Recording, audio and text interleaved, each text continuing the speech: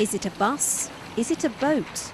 These bright yellow duck tours have been turning heads in London for 15 years, but not for much longer. 4, 3, 2, 1,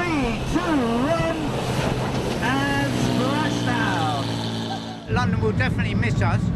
We do regard ourselves as being an iconic product of London, and one of the great benefits we bring to London is that other cities don't have this.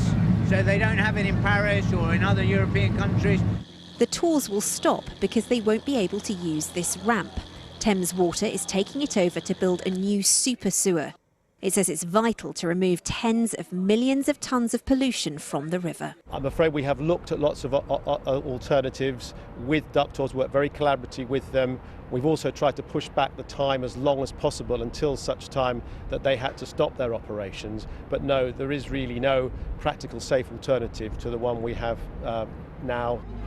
Now, these amphibious trucks were first made in the US in the 1940s, and many of them actually served on D-Day and in the Normandy landings. And you can tell a bit of its American history because, look, the driver's actually sitting on the wrong side.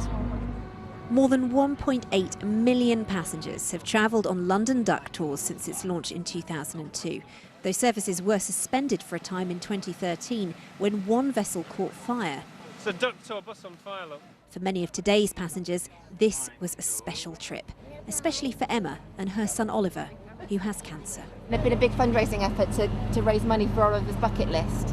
And so this is the first thing we've been able to do from his bucket list. And when we found out it was closing, it was stopping running, we jigged his treatment around, and the doctors have sort of made it possible for us to come to London for the weekend at short notice.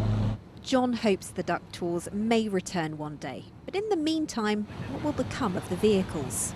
We are considering working in Portugal. We've also been we've been asked to have a look at Loch Ness. But they set sail on the Thames for the final time later this month. Sonja Jessup, BBC London News.